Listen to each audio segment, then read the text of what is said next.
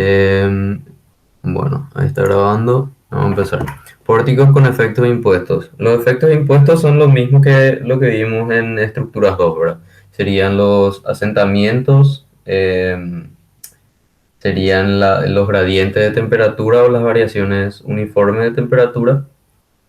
Y aparte de eso, no vamos a ver en primer parcial, por lo menos, no vamos a ver nada que tenga que ver con acortamiento o error de montaje, porque eso evidentemente genera eh, cambios, pero en la parte axial, ¿verdad? Y como el método clásico por defecto desprecia eso, entonces no tiene mucho sentido que veamos esa parte. Disculpen. Entonces, eso, ¿verdad? Y también está la otra parte que también, digamos, no es un efecto impuesto en sí, pero siempre se mete dentro de la misma bolsa, digamos, que es la parte de apoyos elásticos, ¿verdad? Y que su tratamiento es similar a lo que hacíamos en estructuras 2, pero conceptualmente es diferente, ¿verdad? Entonces, vamos a ver. Tenemos el mismo ejercicio de la vez pasada, con la diferencia, tiene las mismas cargas, estos valores son todos iguales a lo de la vez pasada. La única diferencia es que en este caso se le agregó, si se fijan, se le agregó este resorte acá, esto estaba empotrado pero fijo, ¿verdad? Ahora tiene un apoyo de segundo género, o sea que estas dos reacciones son completamente perfectas, pero el empotramiento es imperfecto porque tiene rigidez elástica. Y en este caso ahora tenemos que no se está rompiendo la continuidad de esta barra 3.5, ¿verdad? Pero se agrega un resorte lineal, ¿verdad?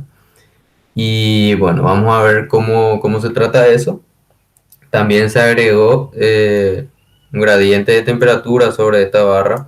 Se agregó una rotación inicial o un asentamiento angular y un asentamiento vertical en esta barra, ¿verdad? Estos serían, digamos, los efectos impuestos que se le agregó a la condición de carga de la estructura que ya veníamos luego hablando, ¿verdad?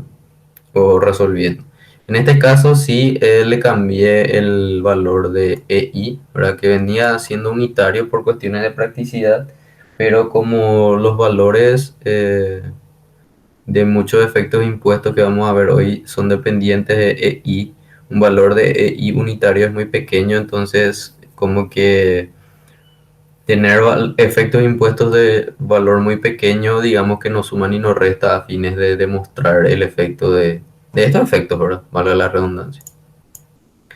Entonces, si se recuerdan o si vieron el video, ¿verdad? Introductorio me refiero, habrán visto que cada una de estas condiciones de carga, ¿verdad? Porque al final son condiciones de carga, no como cargas en sí, ¿verdad? Sino que también son hipótesis, ¿verdad? ¿Cómo afecta cada uno de estos? Afectan dentro de los esfuerzos iniciales, ¿verdad? Es decir, todo lo que sea efectos impuestos entran dentro de R0, ¿verdad? ¿Y esto por qué? Porque un gradiente de temperatura siempre trabaja a lo largo de una barra, entonces sí o sí produce efectos en ambos nodos, ¿verdad? Yo no puedo aplicar, por ejemplo, un gradiente de temperatura en un único nodo de una estructura, ¿verdad? Como para decir de que eso va a ser un efecto nodal que iría a R, ¿verdad? Eso no es el caso. Siempre los efectos iniciales van a ir dentro de R0, ¿verdad? O sea que siempre nos van a generar un momento inicial y una cortante inicial, ¿verdad? Que es decir, todo esto que está acá va dentro de, o se consigue de la tabla, ¿verdad? Es decir, la tabla del volta, ¿verdad? Que si no me equivoco es la 11.1. Entonces, para tener presente eso siempre. Lo otro, ¿verdad? Es que se explicó en el video, ¿verdad? Es cómo hacer el tratamiento en específico de cada uno o cómo entender, ¿verdad? Digamos, el efecto que produce cada gradiente. Eso lo vamos a ver cuando veamos, digamos, el efecto así, barra por barra donde corresponda, ¿verdad? Ya no vamos a ver hoy, o sea, vamos a asumir de que ya se calculó la matriz de rigidez de esta estructura, cosa que ya hicimos, ¿verdad? Lo único que voy a agregar hoy es digamos, algo concerniente a los apoyos elásticos, porque si recuerdan, en el video introductorio también se explicó que cuando hay un apoyo elástico, ese apoyo elástico genera un cambio en la matriz de rigidez, ¿verdad? Entonces vamos a ir ya con el ejercicio en sí, ¿verdad? Entonces tengo este y acá hay que prestar un detalle. Anteriormente, antes, o sea, cuando esto era así, ¿verdad? Y no teníamos nuestras incógnitas cinemáticas eran esta, esta, esta y esta, ¿verdad? Donde esta era la 1, esta era la 2, esta era la 3, esta era la 4 y esta era la 5. Esto fue hasta la clase pasada, ¿verdad? Bueno, entonces, ¿qué pasó ahora con respecto a este y con respecto a este? ¿Y por qué se agregan las incógnitas cinemáticas? Bueno, este no es tanto agregar, ¿verdad? Pero ¿por qué igual corresponde una incógnita cinemática acá, ¿verdad? Entonces, lo que tenemos cuando existe un apoyo elástico, ¿verdad? Imperfecto. Hasta la clase pasada esto era así, ¿verdad? Entonces, como nosotros sabíamos de que esto era un empotramiento perfecto, nosotros sabíamos que el giro acá era cero, ¿verdad? Entonces, desconocíamos el valor del momento flector, ¿verdad? Pero sabíamos de que el giro era cero. Entonces, eso implicaba de que, recuerden, lo primero que dijimos en la primera clase era, la incógnita cinemática se coloca en lugares donde el esfuerzo compatible se desconoce o se desconoce y también se desconoce el desplazamiento. Si yo conozco el desplazamiento, ya no necesito colocar la incógnita cinemática. En este caso, ¿qué es lo que pasa? Cuando yo coloco un resorte acá, esto evidentemente, este giro ya deja de ser cero. Entonces yo ya cumplo con ambas condiciones que requieren una incógnita cinemática, ¿verdad? ¿Por qué? Porque en realidad, primero que nada, como este resorte tiene una rigidez, ¿verdad? Una rigidez K2, si no recuerdo mal, ¿verdad? Como esta rigidez o K1, este tiene una rigidez. ¿Qué es lo que pasa? El resorte, a medida que se imprima esfuerzo dentro de este nodo, ¿verdad? Esfuerzo de momento, se va a ir deformando proporcional a esta rigidez. Entonces, ¿qué pasa? Tenemos que dos cosas no podemos saber. No podemos saber el momento flector porque no sabemos cuánto gira este. Y eso es una condición clara y directa de que necesitamos una incógnita cinemática acá, ¿verdad? Eso con respecto a este resorte, ¿verdad? Lo siguiente, con respecto a este, ¿verdad? Acá teníamos luego nosotros una incógnita cinemática porque hasta la clase pasada esto no estaba acá, ¿verdad? Y esta barra tenía la libertad de desplazarse verticalmente porque esta barra podía flexar, ¿verdad? Entonces, este desplazamiento por flexión de estas dos barras generarían un desplazamiento vertical de esta, ¿verdad? Y dijimos que como se desprecia el axial, o sea, el descenso o ascenso de este nodo 2 sería igual al del nodo 4, ¿verdad? Ahora, ¿cuál es la diferencia? La diferencia es de que, la única diferencia real es de que tenemos un apoyo elástico, ¿verdad? Pero si esto fuera así, ¿verdad? Si no fuera elástico, ahí va a desaparecer esta incógnita cinemática porque esto ya está restringiendo completamente el movimiento vertical del nodo 4 y el nodo 2, ¿verdad? Porque estamos despreciando el axial. Incluso si esto tiende a flexar. ¿Por qué? Porque para mantener, digamos, la compatibilidad y esto estando fijo, ¿verdad? Ya, eh, para que estos nodos 4 y 2 desciendan ya se requiere de una deformación axial también de la barra 3, ¿verdad? Ya no solamente era necesaria la deflexión por flexión de estas dos barras, sino que también era necesaria la deformación axial de esta barra 3, ¿verdad? Okay, perdón. Entonces, ahora, ¿qué pasa? Como es elástico, este apoyo en realidad está permitiendo de igual manera, está imprimiendo un esfuerzo vertical, sí, ¿verdad? Pero también está permitiendo de igual manera este desplazamiento vertical en I, ¿verdad? ¿Por qué? Porque esto, si bien imprime fuerza, se va a deformar en función a su rigidez también, ¿verdad? Entonces tengo que hay dos cosas que desconozco en función a eso. Entonces eso también es digamos, una indicación de que estoy necesitando igual la incógnita cinemática, ¿verdad? Bueno, ahora en función a lo que se refiere al cambio de la numeración de nuestras incógnitas, ¿verdad? Para numerar nuestras incógnitas cinemáticas, creo que eso no se aclaró en las clases anteriores, ¿verdad? Pero aclaro ahora, ya que estamos, ¿verdad? La numeración de nuestras incógnitas cinemáticas siempre tienen que hacerse en el método clásico, ¿verdad? Siempre tienen que agruparlas de la siguiente manera. Siempre tienen que estar primero los giros y después tienen que estar todos los desplazamientos. ¿En qué orden coloquen este? Lo ideal es que respeten, vamos a suponer que tenemos 5, ¿verdad? 3 de giro, ¿verdad? Y 2 de desplazamiento, ¿verdad? Entonces, lo ideal es que lo hagan de esta manera, ¿verdad? ¿Por qué? O sea, de hecho que, como les dije, siempre lo tienen que hacer primero giros y segundo desplazamiento. ¿Por qué? Porque cuando nuestro algoritmo en Scilab crea la matriz K del sistema, ¿verdad? Y también la de las rigideces básicas, él lo que hace es ir primero por la matriz de incidencia de desplazamiento, de giros, perdón. Entonces él pregunta primero en cada nodo si hay una incógnita cinemática de giro y a partir de ahí crea las primeras componentes de su matriz de rigidez, que sabemos que tenemos esa matriz de rigidez de una barra básica, ¿verdad? Y sabemos que este cuadrante corresponde a momento flector y que este cuadrante corresponde a, por ejemplo, cortante, ¿verdad? Asumiendo que esto es giro, giro, ¿verdad? Y después esto es desplazamiento, desplazamiento. Entonces él siempre trata de completar este cuadrante primero, porque siempre pregunta primero dónde están los giros, después recién pregunta dónde están los desplazamientos. Entonces siempre tienen que ordenar de esta manera, giros, desplazamiento. Y el segundo orden que tienen que tener en cuenta es la numeración de nodos. Es decir, la incógnita de giro 1 tiene que estar en el primer nodo que requiera la incógnita cinemática. Entonces este es 1, 2 y 3.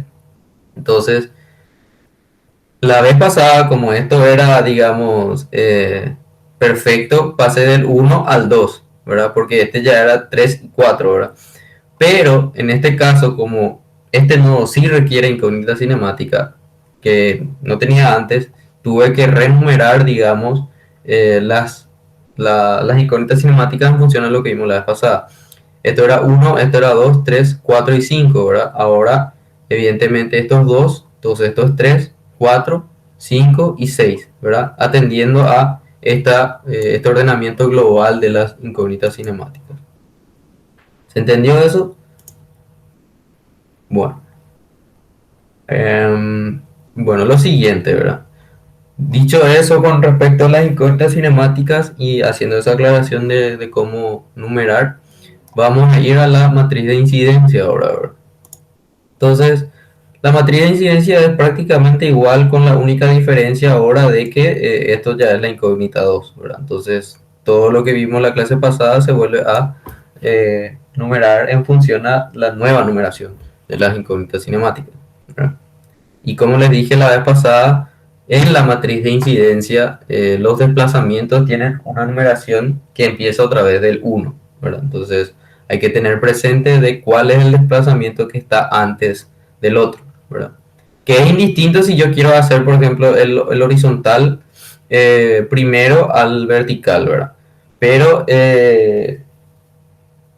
pero siempre hay que tener presente el tema de los nodos, ¿verdad? Como este desplazamiento vertical pasa primero por el nodo 4 y 2, ¿verdad? Entonces yo por eso numeré esto como 5.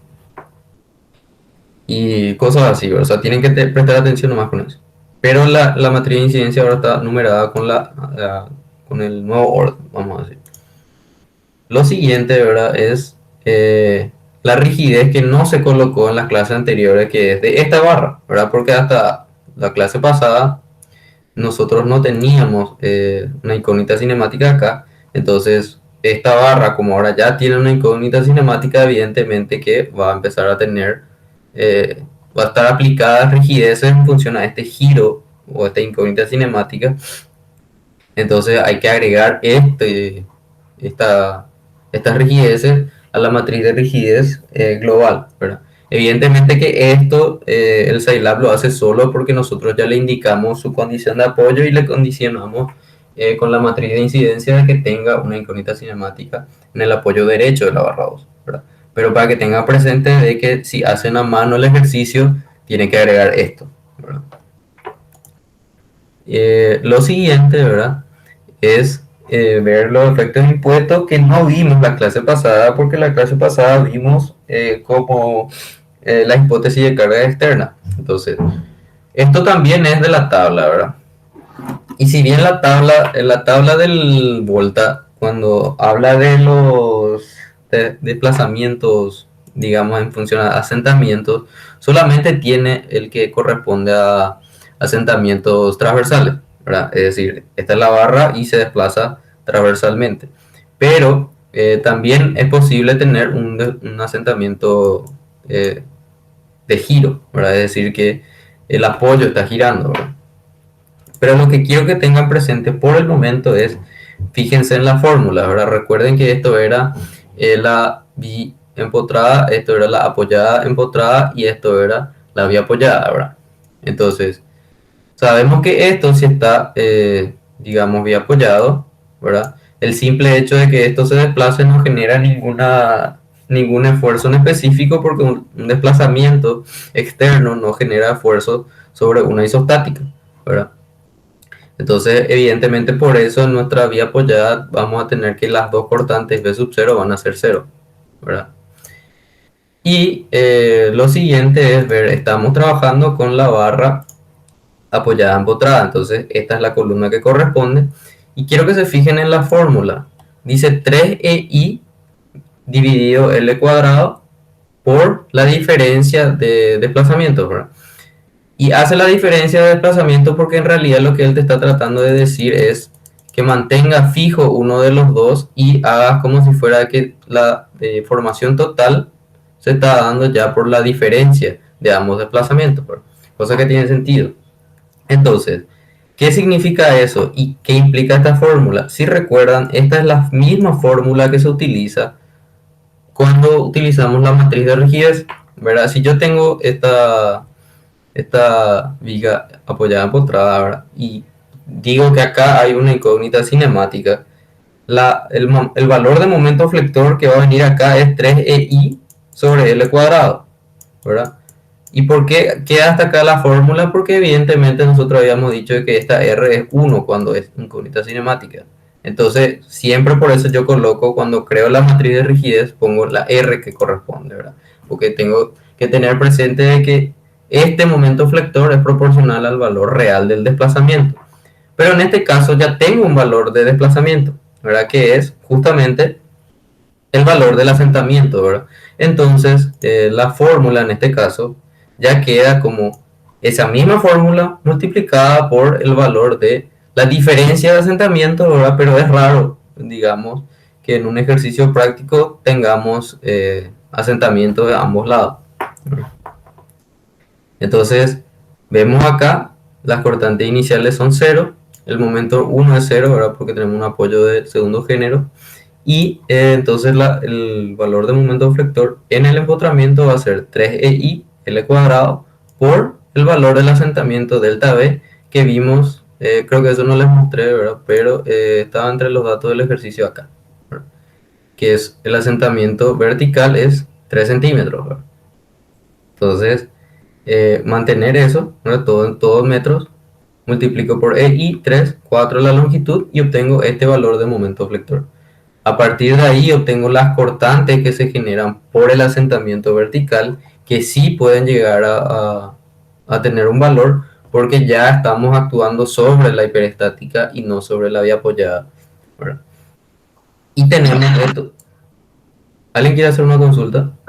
Sí, profe, tengo una consulta. Sí. Ahí en la fórmula, ¿el asentamiento uno corresponde al empotrado o al libre? O sea, al apoyado. ¿Acá te referís? Sí. Bueno, esto puede ser así. Esto es acá y este es así, ¿verdad? Esto lo que te está diciendo es que cualquiera de los dos se puede, digamos, desplazar en simultáneo. Es decir, si yo tengo, por ejemplo, independientemente si estoy trabajando con esta barra o con esta, la fórmula en general es un caso genérico en el que, digamos, vamos a hacer así para que sea un caso diferente a este, ¿verdad? Es lo que te está diciendo es que este empotramiento puede descender delta 1 y este empotramiento puede descender delta 2. ¿verdad? O sea que tu barra se quedó algo así al final, ¿verdad? Sí, pero para meter en la fórmula, en ese 3e y z sobre L cuadrado que metemos, tenemos asentamiento 2 menos asentamiento uno. Y el Sí, 0,03 corresponde al valor del asentamiento uno, ¿verdad? sí. Y como es hacia abajo, no debería ser otra vez menos, o ese signo ya no se toma en cuenta. No, no, no, no. Un segundito. Espera aquí. Bueno, viste que este pues tiene en realidad, esta fórmula ya no, ya te da, digamos, atendiendo a que el valor, porque viste que vos no puedes saber si este te está diciendo que los dos son hacia abajo, ¿verdad? Pero puede darse el caso también de que este sea hacia arriba. Acá lo que ella te está diciendo es que el signo del momento flector va a estar determinado justamente por eh, el signo de la diferencia. Es decir, a él lo que le importa al final es la deflexión final ya. ¿Entendés lo que te quiero decir? Tipo, si este por ejemplo se mueve hacia arriba y este se mueve hacia abajo, a él lo que le interesa realmente es qué tanto en valor absoluto se, se, se bajó o se subió tu barra en función a su posición original, ¿verdad? Y eso es lo que importa en este caso, ¿verdad? Porque en este caso nosotros podemos decir de que da igual si yo, por ejemplo, mantengo uno de los dos apoyos fijo y digo de que, por ejemplo, no sé, este se bajó 2 centímetros y este bajó 3. Entonces, en realidad, digamos, la deflexión final es la diferencia, ¿verdad? Pero yo puedo mantener uno de los dos fijo y decir que solamente digamos, se deformó o se bajó 2 centímetros, ¿verdad? Que sería la diferencia, y ver simplemente la elástica final que produce ese desplazamiento final. ¿Entendés lo que te quiero decir? Sí, entiendo. Gracias, profe. Dale. Profe, Sí, entonces hay que ver la posición final en la que queda la barra. sí. Y a partir de Y, ahí, con tu elástica, obtenés el signo, ¿verdad? Porque yo, porque entonces en este caso, pues, sí, sí, decime no, perdón. yo nomás le pongo el signo entonces. Sí, porque en este caso pues es un caso muy específico en el cual los dos apoyos se están desplazando y esta fórmula está hecha para darte el momento flector como si fuera que un apoyo nomás se está moviendo. Por eso hace la diferencia. No sé si me explico. Incluso si es que tienen ganas, ¿verdad? Pueden probar y, digamos, no utilizar o utilizar igual esta fórmula, ¿verdad? Y decir que este es cero, ¿verdad? Después hacen el caso contrario en el que dicen que este es cero, ¿verdad? El de uno es cero.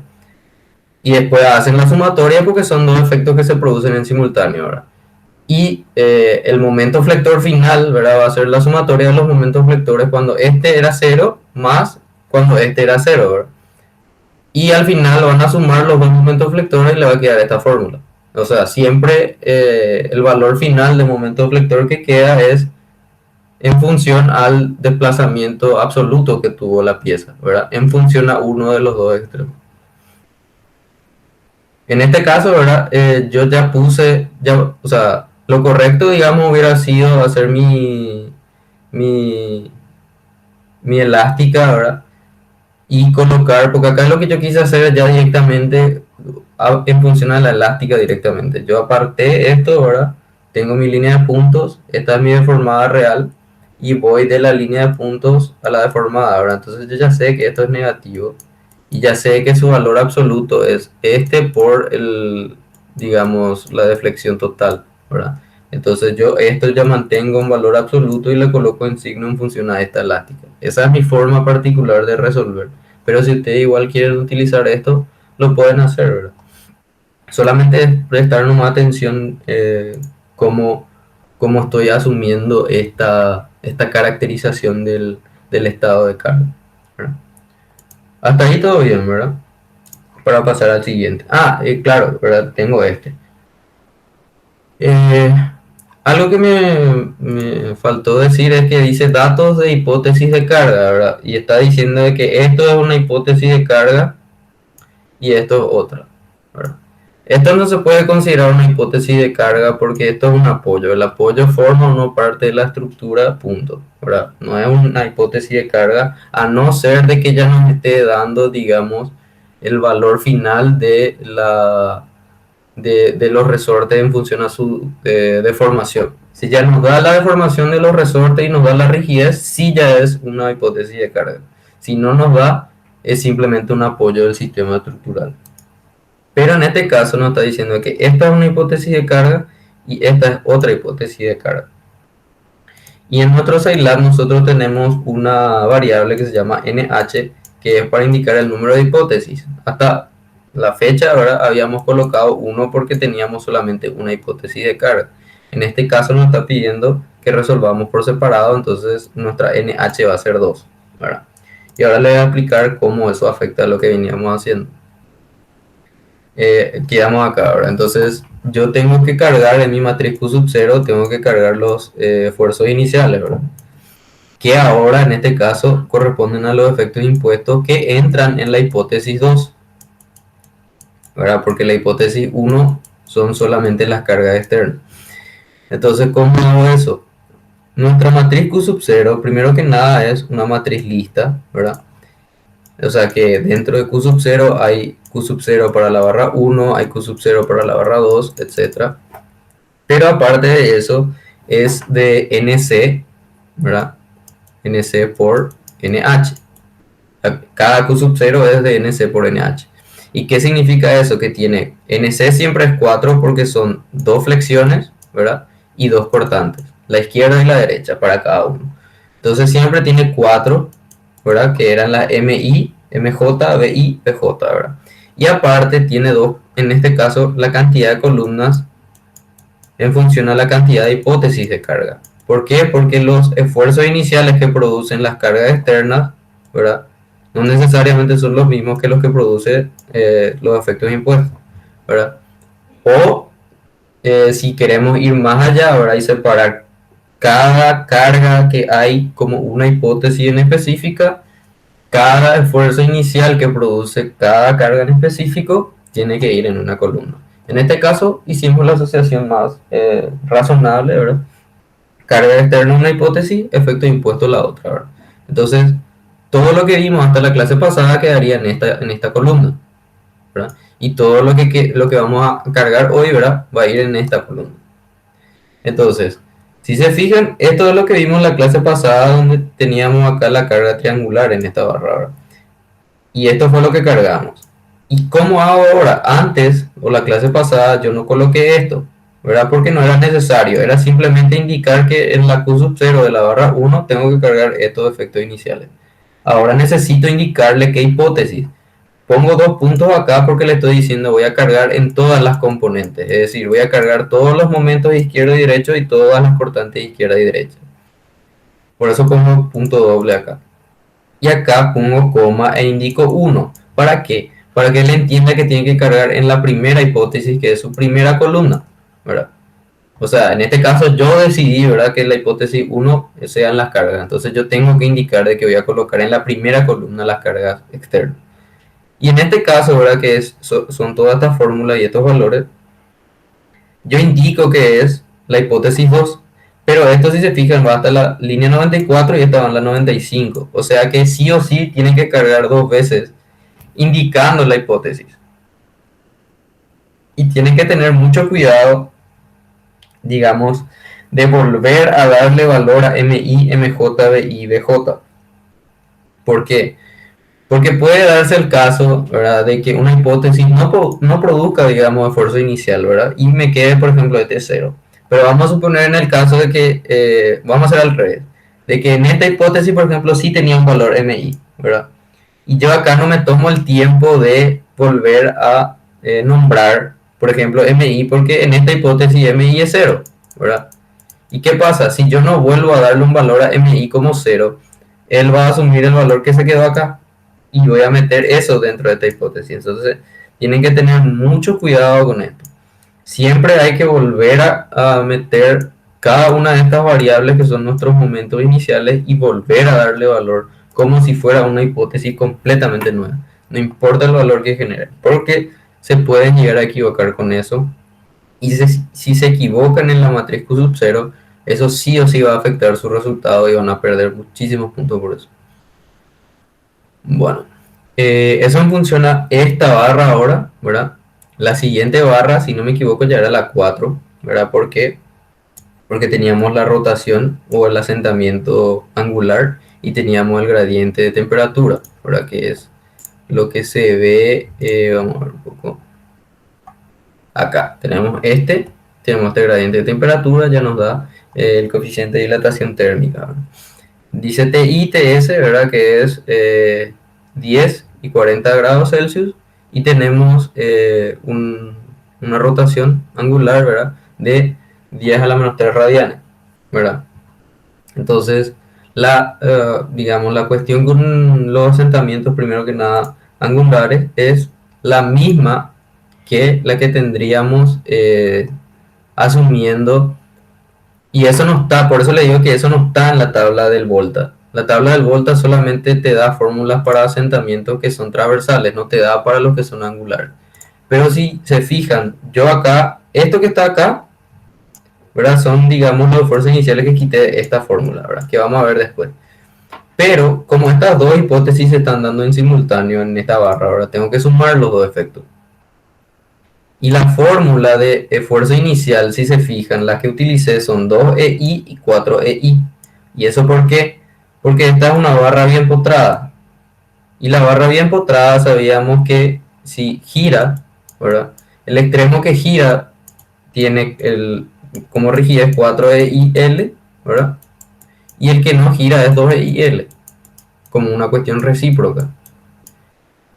¿Y qué significa eso? Que este está, como habíamos mencionado siempre, en función a un giro unitario y este también. Pero en este caso nuestro giro ahora es R0, ¿verdad? Ya no es 1. Esa nomás es la diferencia. Por eso es que no aparece acá, digamos, la tabla que utilicé para sacar estos dos. Pero tengan presente de que todas las fórmulas de rigidez se pueden utilizar igual si ya conozco el valor del desplazamiento o del giro en específico. Lo único que se tiene que adecuar es la fórmula que utilizo en función a la barra que estoy considerando, ¿verdad? En este caso, este es el extremo 2, ¿verdad? Porque estoy mirando de arriba a abajo, ¿verdad? El extremo 2 es el que está girando, entonces el extremo 2 es el que tiene el 4i. Y el extremo 1 es la mitad, ¿está bien? Ahora bien, ¿verdad? Sí está en la tabla, ¿verdad? Y entro dentro de lo que corresponde a la columna de barra bien postrada. Y en este caso es la misma cuestión siempre. Yo personalmente les recomiendo de que utilicen solamente la fórmula, ¿verdad? Y mantengan esto como una fórmula en valor absoluto. ¿Y a qué me refiero con eso? De que tienen que tener cuidado también de que tiene que saber de que esta diferencia también puede generar un cambio de signo, ¿verdad? Si TI o TS es mayor o menor, evidentemente que el ordenamiento de esa diferencia va a generar un signo u otro, ¿verdad? Y si ustedes quieren utilizar la tabla y utilizar los signos de la tabla, tengan muy presente de cómo nos está dando los resultados acá. Siempre TS es el que está por encima y TI es el que está por abajo, ¿verdad? Pero sobre todo las barras, hay veces que en los ejercicios, por ejemplo, no indica de esta manera y simplemente pone la temperatura y ustedes tienen que adecuar cuál es TI y cuál es TS, ¿verdad? Asumiendo de que, digamos, se entiende, sobre todo en la barra vertical y en la inclinada, entendemos cómo estamos visualizando las barras. Ahora, si estoy mirando así, evidentemente que estas son las fibras superiores y estas son las fibras inferiores. Pero hay gente que entiende esto como temperatura de las fibras superiores y esto como temperatura de las fibras inferiores. Pero hay gente que lo entiende como la temperatura de mayor valor y esta es la temperatura de menor valor. Todas esas apreciaciones son irrelevantes porque lo que importa es el signo de los momentos, ¿verdad? ¿Y cómo podemos ver eso? Evidentemente tenemos que hacer nuestra elástica, ¿verdad? Que desde mi punto de vista es el mecanismo capaz el más lento, ¿verdad? Pero es el más que más garantías tiene o que menos margen de error tiene. ¿Por qué? Porque acá yo puedo decir, bueno, tengo TS y tengo TI. Y acá indiqué yo, esto no estaba en el ejercicio, yo indico, ¿por qué? Porque TI era 40 y TS era 10, ¿verdad? ¿Eso qué significa? Que la temperatura acá es superior, ¿verdad? En esta sección es superior. Entonces, si esta sección es superior, significa que estas fibras, las que están de este lado, ¿verdad? Como estoy mirando la barra así, sé que en este caso son las fibras inferiores las que van a sufrir tracción y las que van a sufrir compresión son las fibras superiores, ¿verdad? Entonces, si esto tuviera completa libertad, se hubiera deformado de esta manera, ¿verdad? Como está en la línea de puntos. Ahora, el empotramiento lo que trata de hacer es mantener esto, digamos, su tangente elástica perpendicular. Y queda esta elástica. Entonces yo ya quité de que este momento flector que está acá, ¿verdad? Es negativo y este momento flector que está acá es positivo. Lo único que yo ya tengo que hacer es adecuar esta fórmula así misma como está para que me dé un valor el valor del momento flector, pero en valor absoluto. ¿Por qué? Porque los signos yo ya los obtuve mediante la elástica, ¿verdad? Entonces yo ya coloqué TI menos TS para que... Acá tuve la suerte, ¿verdad? De que TI era 40, o sea que era mayor, entonces la diferencia me iba a salir positiva, ¿verdad? Pero puede darse el caso en que esto, digamos, fuera al revés, ¿verdad? Que TI fuera 10 y que esto sea 40. Pero si hacen la elástica, el signo no les va a fallar, ¿verdad? Eso es más lo que quiero que tengan presente. No sé si hay alguna consulta con respecto al uso de esta fórmula en específico o de la elástica o cualquier cosa. Antes de pasar a lo que está en Scilab, ¿sí? Yo tengo una pregunta. ¿Ves que ahí ese R sub 0 que vos pusiste era el giro que ya nos daba luego de dato, ¿verdad? Es Sí, como, no me acuerdo cómo se llama, como la desviación vertical, ¿verdad? sí, sí. Y solamente yo, como no está en la tabla, yo Ujú. le agrego como si fuese, o sea, la misma formulita que yo uso para la rigidez. Sí. Y solamente ahí cambia. Después no hay ningún otro lado donde yo meto eso. No, solamente eso. O sea, de hecho, luego que hay veces que hay confusión por el hecho de que esto no está en la tabla, ¿verdad? Y muchas veces en años anteriores la gente piensa de que un giro, por ejemplo, como no está en la tabla, es un efecto diferente a esto, ¿verdad? En realidad es el mismo efecto. Este, por ejemplo, este efecto y este efecto son la misma cosa conceptualmente hablando. Mecánicamente son diferentes porque este es un giro y el otro es un desplazamiento. Pero ambos son efectos impuestos. El que es para este caso no está nomás en la tabla. Esta es una fórmula de rigidez y los efectos iniciales de un desplazamiento o un asentamiento conocido, todos utilizan la fórmula de rigidez. Lo único que cambia es que se lo multiplica por el valor del desplazamiento compatible que ya tiene un valor en este caso. Porque esto, por ejemplo, es rigidez de una barra bien potrada, ¿verdad? Para un giro. Pero esto, por ejemplo, esta fórmula que está acá, es la fórmula de rigidez para un desplazamiento, ¿verdad? Esa es más la diferencia. O sea, no hay que entender como que esto es un efecto diferente a un efecto impuesto. Esto sigue siendo un efecto impuesto también. No está nomás, lamentablemente, este caso en específico, ¿verdad? No está en la tabla, ¿verdad? Pero no hay que perder de vista que esto también es un efecto inicial, impuesto nomás, ¿saben? No sé si eso responde a la pregunta. Sí, profe, gracias. Ok. Entonces, ¿verdad?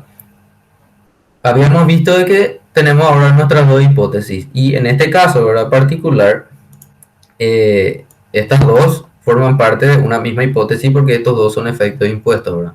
La vez pasada lo que teníamos era la carga distribuida sobre esta barra y esto forma parte de la H1, ¿verdad? Estos dos forman parte de la NH2, ¿verdad? Entonces, por eso es que tengo que sumar sí o sí los efectos de estos dos, ¿verdad? Porque son dos estados de carga que están en una misma hipótesis. Estos dos sí se pueden sumar entre sí. El efecto de la carga distribuida, ¿verdad? Es lo que yo no le puedo sumar a estos dos, porque la carga distribuida está en otra hipótesis. Entonces acá, esto es lo que vimos en la clase pasada, ¿verdad? La carga distribuida. Con los valores de tabla e indicando la hipótesis que corresponde, ¿verdad? Y ahora me voy a la siguiente hipótesis, ¿verdad? Siempre tienen que fijarse en eso, ¿verdad? Y acá dice los efectos impuestos, rotación inicial más gradiente de temperatura, ¿verdad? Y están todos los datos necesarios. Acá esto yo tuve que agregar porque recién cuando estaba resolviendo el ejercicio me di cuenta de que la fórmula requería una altura, ¿verdad? Y como veníamos haciendo ya con con un valor de I fijo, nunca fue necesaria una altura porque no era necesario calcular la inercia, ¿verdad? En este caso tuve que crear un valor ficticio 1, ¿verdad? Por cuestiones de ejercicio, pero tengan presente de que eso es, vamos a suponer de que nos decía de que la sección de la barra 4 era, no sé, de 20 por 30, ¿verdad? En centímetros. Entonces, tienen que utilizar este 30 para resolver este ejercicio, esta fórmula. ¿Está bien?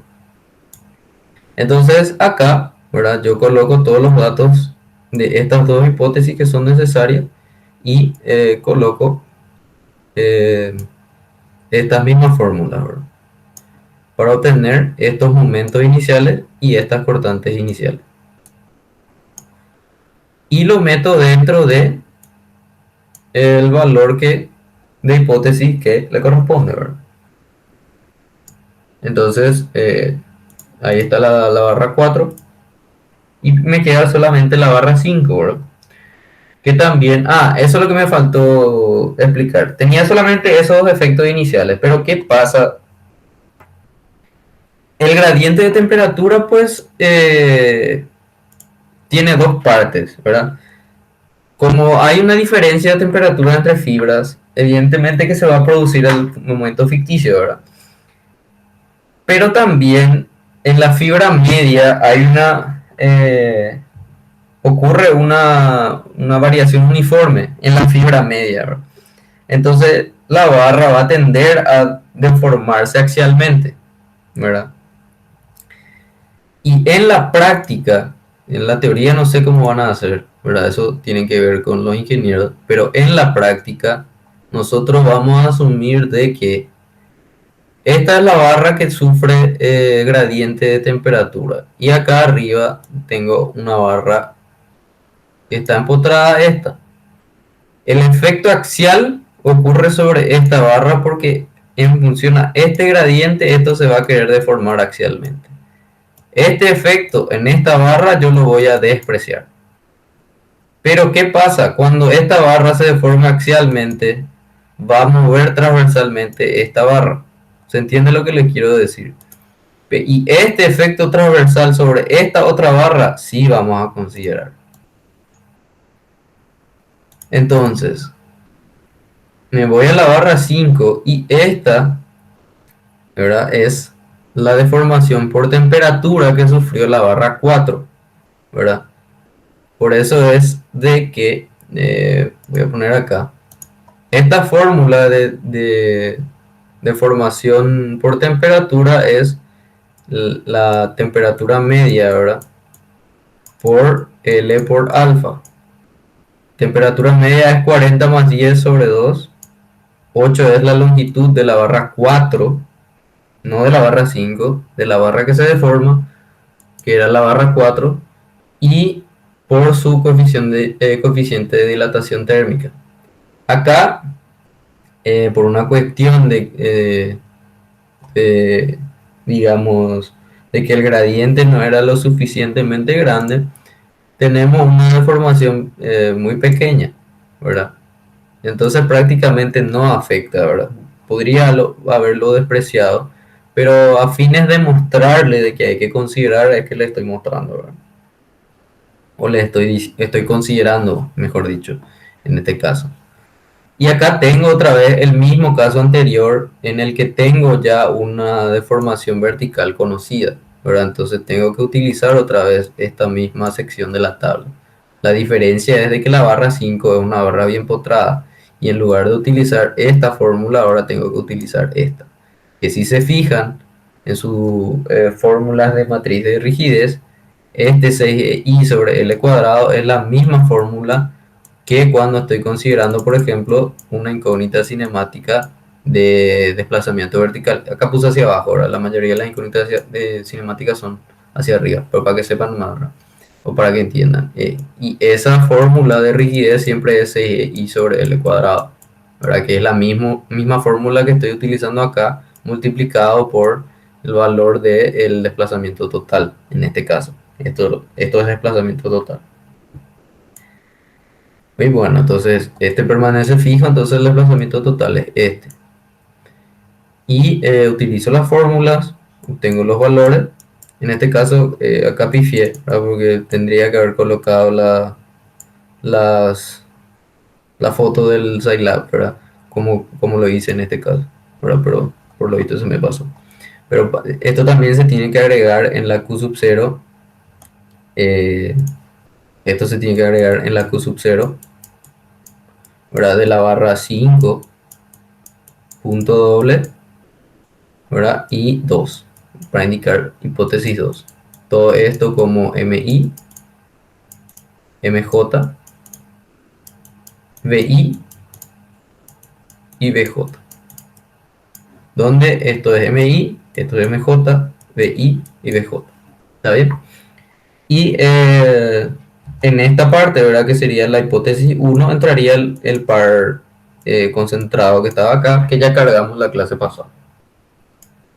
Hasta ahí se entendió, porque creo que hasta acá llega la parte de Q sub 0 para los efectos de impuestos. Si hay alguna consulta, sería ahora o nunca, porque ahora ya vamos a pasar con la parte del resorte.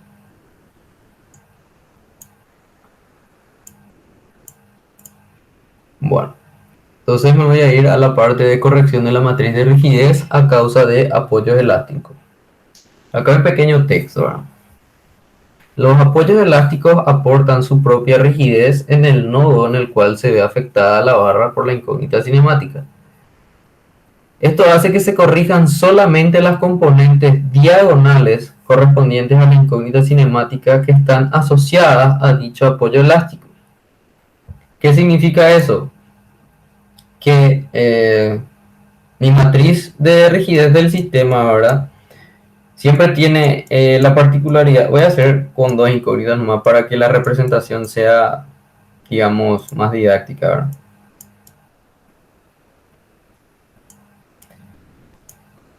Y habíamos dicho de que esto podemos obtenerlo manualmente o haciendo la ecuación de equilibrio. Entonces, R1, digamos, serían los efectos que se producen en el nodo de R1 cuando el efecto es producido por R1, ¿verdad?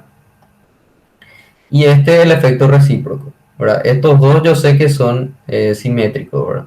Entonces, ¿qué es lo que pasa? Si yo, por ejemplo, tengo acá así, ¿verdad? Pero esto tiene rigidez al giro, ¿verdad? K1, y esto tiene rigidez a la flexión K2. ¿Qué está pasando acá? La fórmula que yo quito de 4EI y 2EI es simplemente para... Es la rigidez que tiene la barra. Por eso está en función al módulo de elasticidad y a la geometría, ¿verdad? Que vendría a indicar la inercia. Pero este apoyo en particular, ¿verdad? Está aportando también una rigidez K. Entonces, ¿qué significa eso? Vamos a suponer, vamos a hacer lo siguiente. Vamos a suponer de que solamente tengo este primero, ¿verdad? Y este es fijo. Y después voy a suponer caso contrario, ¿verdad? Lo voy a poner así.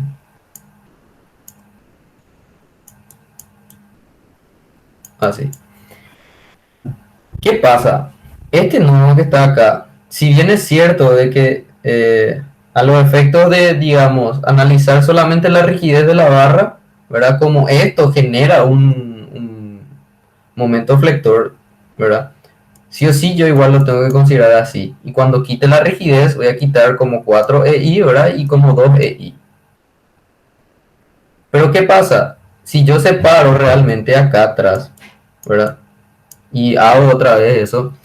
Esta barra pues solamente tiene, o barra, ¿verdad? Pero este resorte solamente tiene capacidad de girar. Y esto tiene una rigidez K. Entonces si yo hago realmente el nodo o el equilibrio de este nodo en específico, acá va a entrar esta K por el giro, ¿verdad? Entonces, ¿qué significa eso? De que analizando, ¿verdad?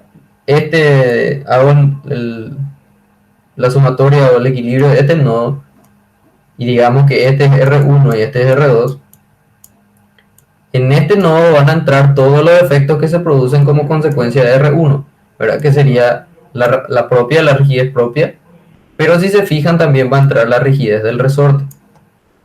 No va a entrar más, esta rigidez ya no le afecta a este apoyo, por eso ya no entra dentro de este. solamente entraría acá, ¿verdad? Que sería la rigidez de la barra más la rigidez del resorte.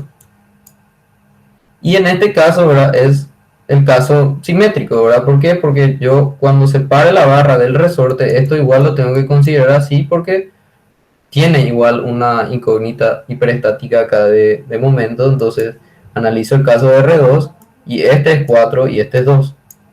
Y acá de este lado tengo el resorte. Y este resorte se deforma en función o produce un momento flector que es K2R2, ¿verdad? Hago la sumatoria o el equilibrio de este nodo y voy a tener la rigidez de la barra, 2, bueno, es la misma barra, más la rigidez del resorte, ¿verdad? ¿Por qué? Porque esto está multiplicado, ¿verdad? Se va a multiplicar por R1 y R2 para hacer el equilibrio final, ¿verdad? Y si se fijan, esta rigidez ya no le afecta a este lado. Por eso es que no entra tampoco acá. ¿Está bien? Entonces de ahí es que nosotros decimos, o en esta parte, ¿verdad? Dice que solamente las componentes diagonales correspondientes a la incógnita cinemática asociada a dicho apoyo elástico, ¿verdad? Teníamos R1 y R2, ¿verdad? Entonces, esta K solamente le afectaba a la incógnita de R1 y esta K solamente le afectaba a la R2. Por eso siempre es solamente la diagonal y a qué incógnita cinemática está asociada ese apoyo, ¿verdad? Este apoyo estaba asociado a R1, entonces esta rigidez solamente va a entrar en la componente diagonal que le corresponde a R1. Y este apoyo o este resorte, esta rigidez del resorte, solamente va a entrar en la componente diagonal que está asociada a este apoyo. ¿Está bien? Entonces vemos que en el caso del ejercicio, dichas componentes están asociadas a la incógnita cinemática de giro R2 y al desplazamiento vertical R5, asociadas respectivamente a un resorte angular y a otro lineal. Las componentes diagonales correspondientes son la K22, ¿verdad? Porque la K22 es la que, digamos, indica la incógnita cinemática 2 y la K55 es la que indica la componente de la incógnita cinemática R5, ¿verdad? Y por eso es muy importante que numeren bien sus incógnitas cinemáticas, porque nuestra matriz de rigidez en este caso se está armando así: R1, R2, R3, R4, R5 y R6, ¿verdad? Entonces yo sé de que todas las componentes que tienen esta fila son las que están asociadas al resorte ese. Y todas las que están en esta fila están asociadas a este resorte, ¿verdad? Digo resorte porque en este caso nos interesa saber cuáles están asociadas a los resortes. Pero se entiende la idea para todas las incógnitas cinemáticas, ¿verdad? ¿Y qué pasa? Acá tenemos la misma numeración, ¿verdad? Hasta R6. Entonces lo que a mí me interesa es esto para el resorte. Y me interesa esto para ese resorte. Entonces yo tengo que numerar muy bien por eso mi incógnita, porque si me equivoco en ese detalle no voy a poder corregir correctamente las rigidez que se producen por los resortes. Entonces acá lo único que queda es indicar la componente de la matriz de rigidez que voy a corregir, ¿verdad? Que es la K22 y la K55. Entonces hago sencillo, ¿verdad? Al valor anterior le sumo la rigidez angular, ¿verdad? Que creo que no les mostré. Eran 50.000 para el angular y 25.000 para el lineal, ¿verdad? Eso ustedes lo pueden guardar también dentro de una variable, ¿verdad? Yo creo que me olvidé y entonces llegué a este punto y entonces cargué nomás ya directamente el valor. Pero no hay ningún problema en que esto tenga, por ejemplo, cada resorte KRA, ¿verdad? KR angular, KR lineal, KRL, ¿verdad? Bueno, y eso es todo lo que hay que hacer con los resortes, ¿verdad? Porque cada resorte va a generar una incógnita cinemática, ¿verdad? Porque no siempre los resortes, digamos, que vamos a colocar son resortes que van a estar en lo que hubieran sido condiciones de borde. No vamos a colocar, por ejemplo, un empotramiento imperfecto elástico acá, ¿verdad? Para, no sé, para indicar un empotramiento entre la barra 5 y la barra 4 que sea elástico. Eso no vamos a hacer. Siempre van a salir apoyos elásticos que son condiciones de borde. Entonces siempre van a afectar de esta misma manera. Y por eso les dije que el procedimiento que hacíamos era similar a estructura 2, ¿verdad? En estructura 2 nosotros corregíamos en la diagonal, ¿verdad? De la matriz de flexibilidad, si es que el resorte se quitaba. Pero como y ahí es donde le digo que es conceptualmente diferente porque en este caso yo corregía solamente las diagonales porque quitaba el resorte. Si no quitaba el resorte, corregía en todas las componentes de F y J y aparte corregía en las de R0, ¿verdad? Porque el resorte siempre hace trabajo. Pero en este caso no estoy hablando ya más en función de trabajo, sino que estoy hablando en términos de rigidez. Y la rigidez siempre actúa porque nunca voy a retirar este apoyo. ¿Se entiende? Profe, Sí, y si alguna vez tenemos una isostática que vamos a tener que quitar y cargar sus efectos, y sí, dentro de la isostática hay un resorte, por ejemplo, y ahí sí. en ese caso sí se quitaría el resorte, o no va a pasar eso. O sea, si ya forma parte de... bueno, en realidad voy a replantear lo que iba a decir. Si ya tenés una isostática, ¿verdad? ¿Qué es lo que pasa? La isostática cargada ya tiene completamente determinadas sus reacciones, ¿verdad? Entonces, ¿qué pasa? En realidad, ese resorte ya no puede tener una incógnita cinemática. ¿Entendés lo que te quiero decir? No va a afectar en tu rigidez porque el resorte ya, desde el momento que forma parte de una isostática y está cargado, el resorte ya está completamente determinado.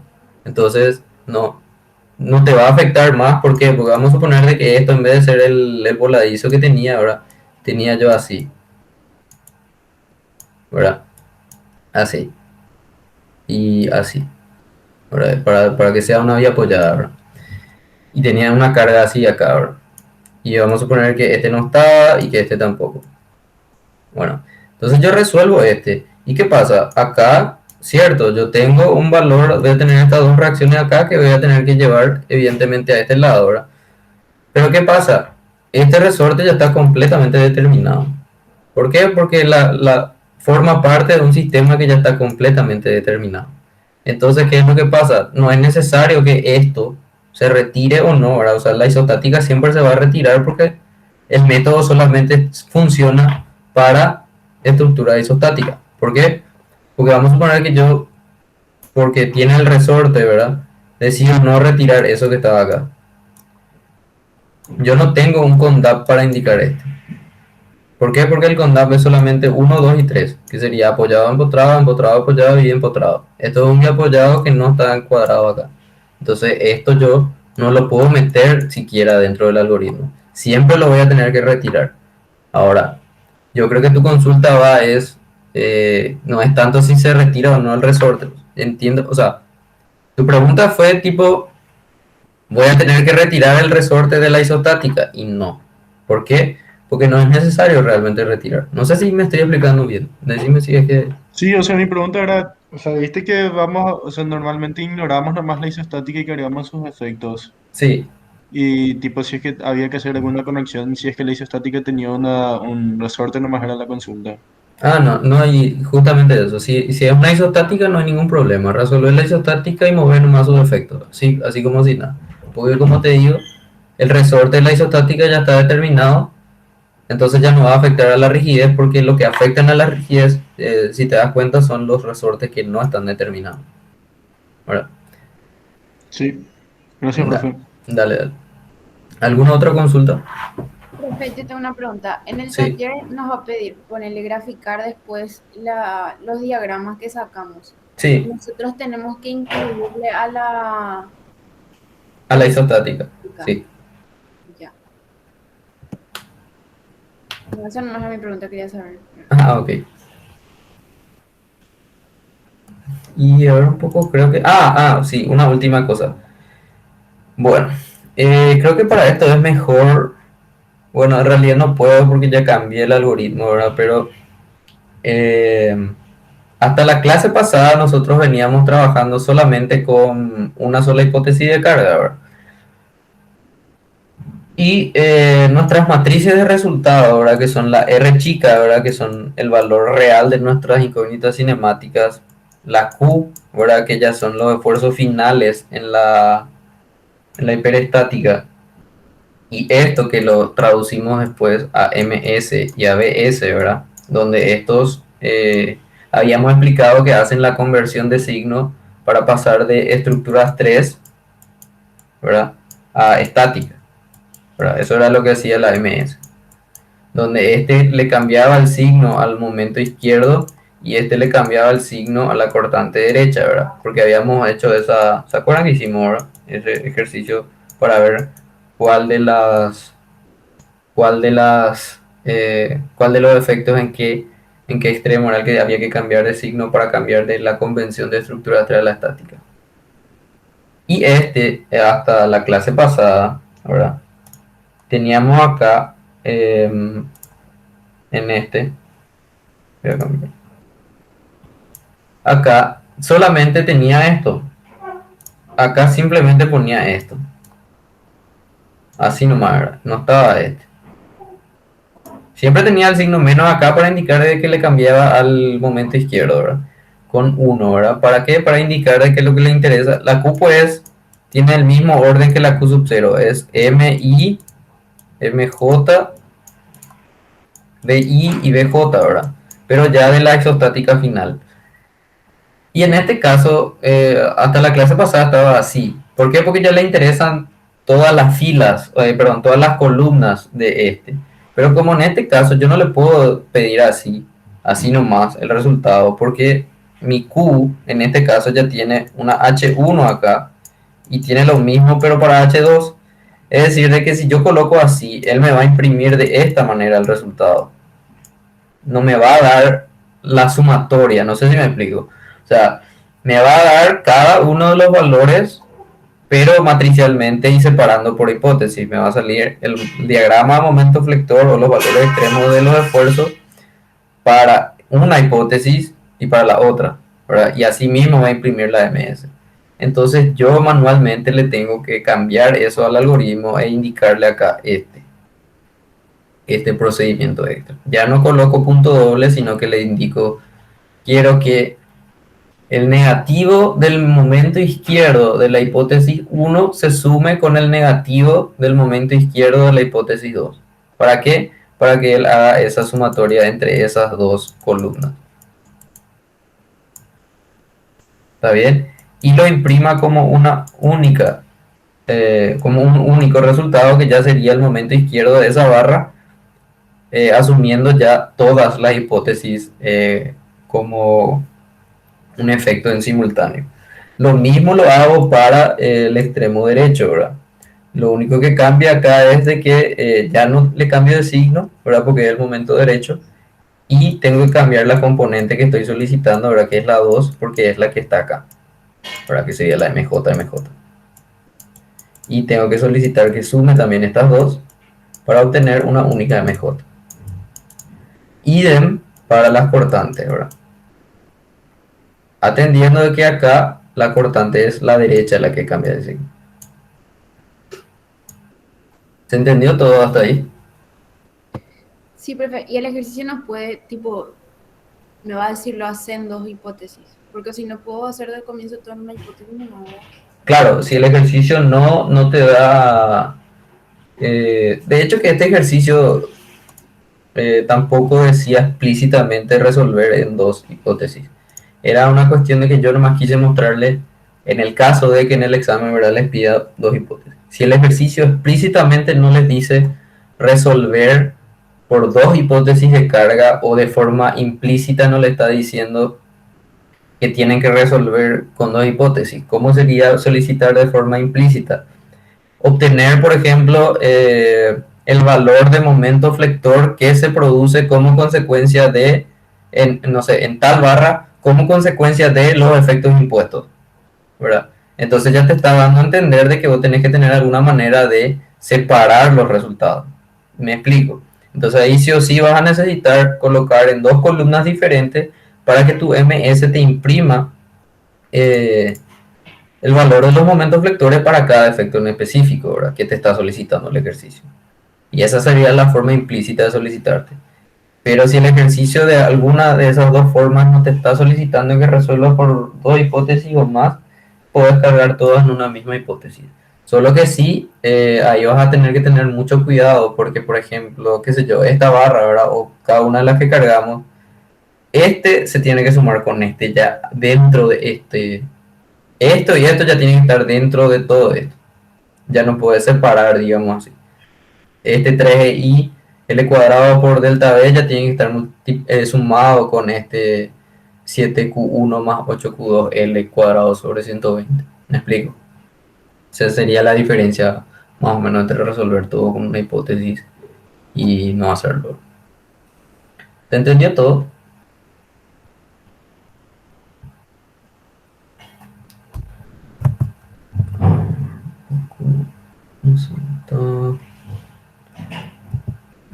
Porque eso sería todo lo que es para la clase de hoy.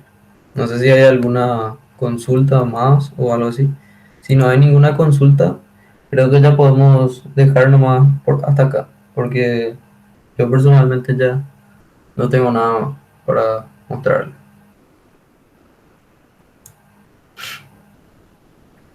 Profe, yo tengo una consulta.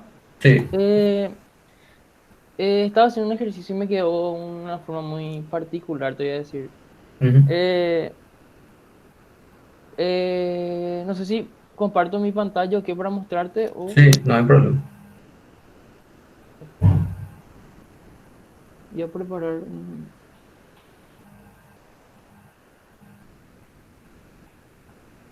abrir en Paint. Ok.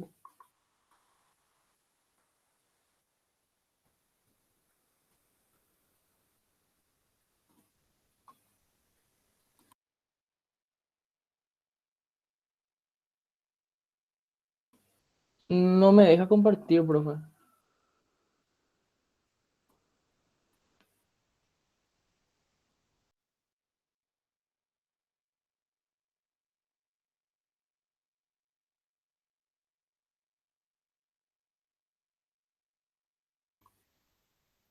Ahí ya deberías de poder, sí. Ahí, Sí. sí. Viste que acá, por ejemplo, me quedó así un ejercicio y eh, esta carga P acá, ¿verdad? Con la isostática y un momento así en este sentido. Y viste que acá yo en este nodo 7 no tengo ninguna incógnita cinemática. ¿Y qué hago de estas cargas? ¿Tengo que meter en carga intermedia o cómo sería ahí?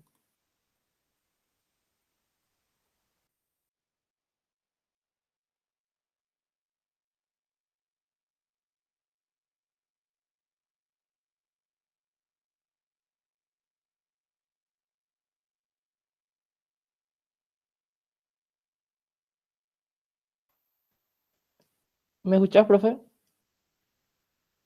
Ah, perdón. Tenía muteado mi micrófono, perdón. Bueno, la consulta era qué hago con esas cargas, ¿verdad? Sí. Entonces tenemos que explicar primero de por qué nosotros cuando teníamos cargas puntuales que estaban afectando, digamos, en un lugar donde había una incógnita cinemática porque entraba dentro de las nodales. ¿Sabes por qué esas cargas en específico entran dentro de la ecuación de equilibrio del nodo? No dentro de un efecto que se está produciendo, digamos, dentro de una barra. Pero si no hay una incógnita cinemática, no hay una ecuación de equilibrio que, digamos, sobre la cual ese efecto en particular esté actuando. Es decir, yo tengo que buscar la manera de meter eso dentro de una incógnita cinemática o considerar como un efecto completamente inicial.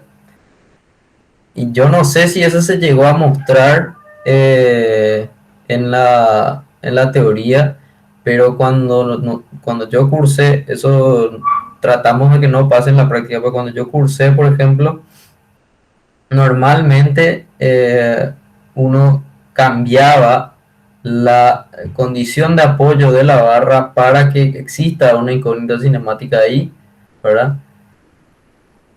o si no, lo que hacíamos era buscar la manera de meter dentro de un esfuerzo inicial cambiando la posición en la cual se aplicaba la barra. Es decir, hacía que, por ejemplo, si hay una carga que está en un tramo y justo se aplica en un nodo, por ejemplo, el A y B, que son las proporciones en las cuales está actuando dentro de la longitud de la barra, hacíamos que uno de los dos sea cero, por ejemplo.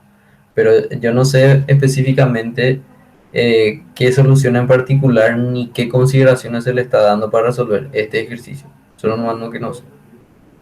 No sé, o sea, creo que no respondí tu pregunta, pero no sé si estoy entendiendo también lo que me quisiste decir. Sí, profe, está bien. Eso era lo que te preguntaba. Tipo, ¿dónde meto esas cargas? No sé si en esa tabla del volta. O sea, sí también está pensando, tipo, ponerle A igual a cero y eso, pero no sé, quería preguntar por eso cómo era. No, y sí, o sea, lo que no podés hacer es dejar de Ignorar, conseguir. ¿verdad? Sí, no Sí. podés ignorar, tenés que buscar una manera de meter el efecto de esas dos cargas, ya sea como una incógnita dentro de una carga nodal, es decir, si por ejemplo la condición de apoyo no te permite colocar, por ejemplo, ¿qué es lo que pasa? Por ejemplo, esa carga puntual, por ejemplo, no, digamos que no corta ni no pincha porque digamos que está completamente actuando sobre esa línea vertical que no se deforma luego axialmente, ¿verdad? Entonces, es mi estimación de que independientemente si metes dentro de la tabla del volta, probablemente igual se termine despreciando su efecto. Ahora, el momento flector sí es un caso diferente, ¿verdad? Entonces, hay que buscar la manera de meter esas cargas, ya sea como una carga nodal o como un esfuerzo inicial, adecuando el uso de la tabla, pero no se puede ignorar, eso sí. Ah, bueno, profe. Gracias, está bien. Así voy a considerar entonces en meter en la tabla del volta ese de carga intermedia. Dale, Gracias, gracias, profe. dale. ¿Hay alguna otra consulta de este ejercicio o de otra cosa? Yo, profe, tengo una consulta, otro ejercicio. Sí, Te voy a presentar también. sí, no hay problema.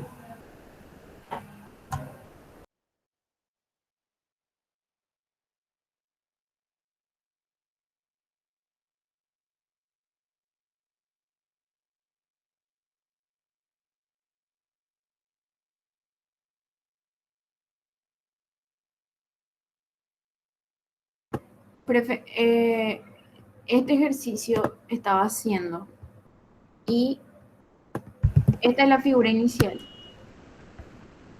Sí, Y al analizar esta barra 1, sí, está acá. Bueno, ves que acá cambia y realmente si yo dibujo horizontal me va a caer empotrado, articulado. sí, Entonces, yo también, o sea, yo tomé, o sea, como en la formulita, acá me dice que este es P1 y este es P2, yo sí, le había tomado P1 igual a la Q y P2 igual a cero. sí, Pero después me di cuenta que acá en la tabla me dice articulado empotrado. sí, Entonces ahí sí le cambié y me coincidió el momento. sí. Pero la cortante ya no me coincide, porque la cortante hace como si fuese, o sea, es como que copia este nomás. Y ahí me reconfundí. ¿Vos cómo harías? Y bueno, o sea, primero lo que hay que tratar de hacer es no solamente ubicar la carga, ¿verdad? Lo importante siempre es ubicar la carga, pero en función a la configuración específica que tiene la tabla, ¿entendés?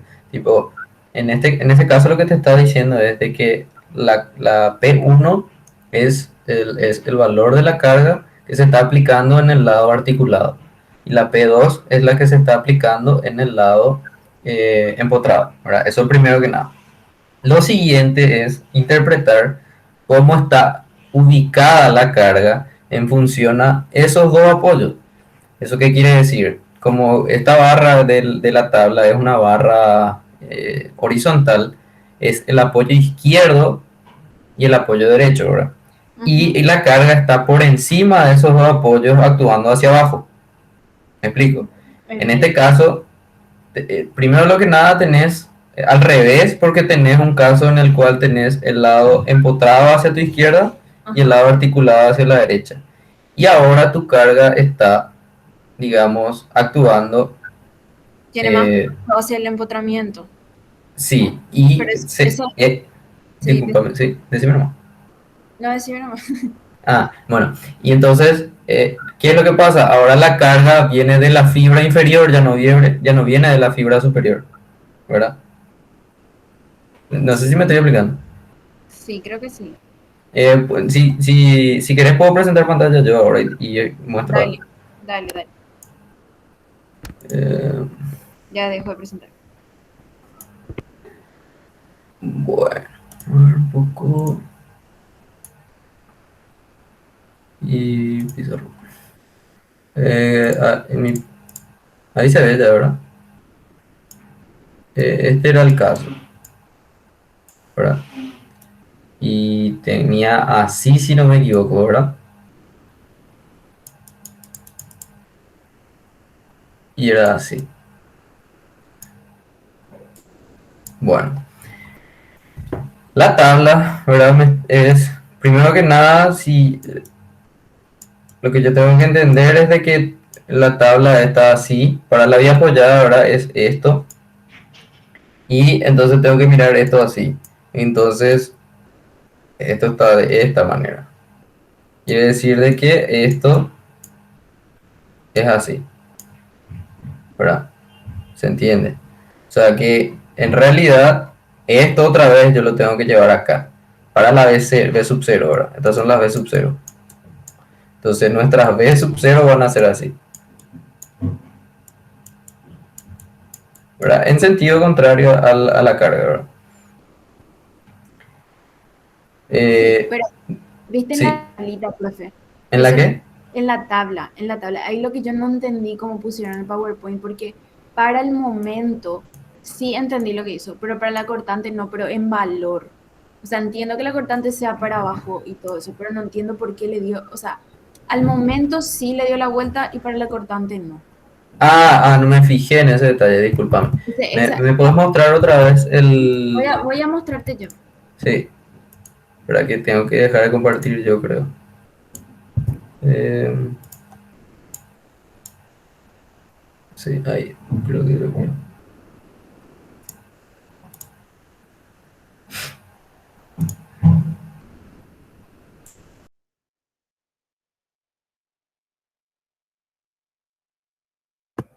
No sé si ahí ves. Sí. Bueno, ves, profe, que acá como que dio la vuelta así. No sé.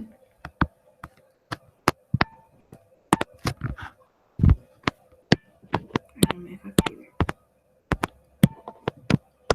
Bueno, no me deja escribir.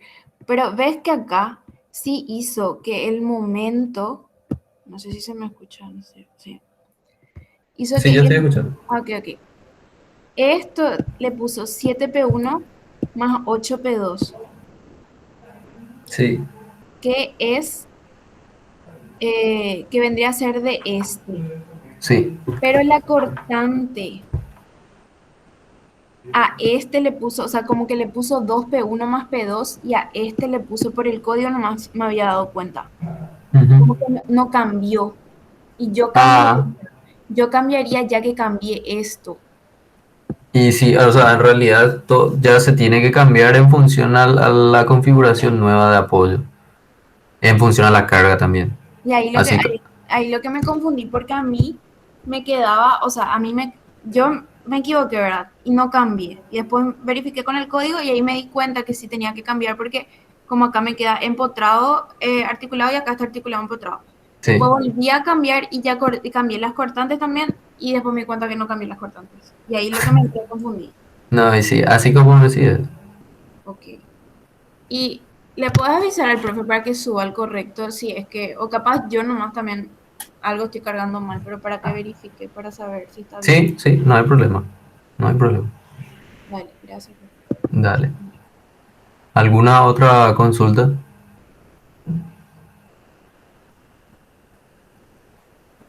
Bueno, entonces, si no hay más nada, nos encontramos el próximo viernes y estén atentos al video introductorio de esta semana. Nos vemos. Gracias, profe. Chao, chao.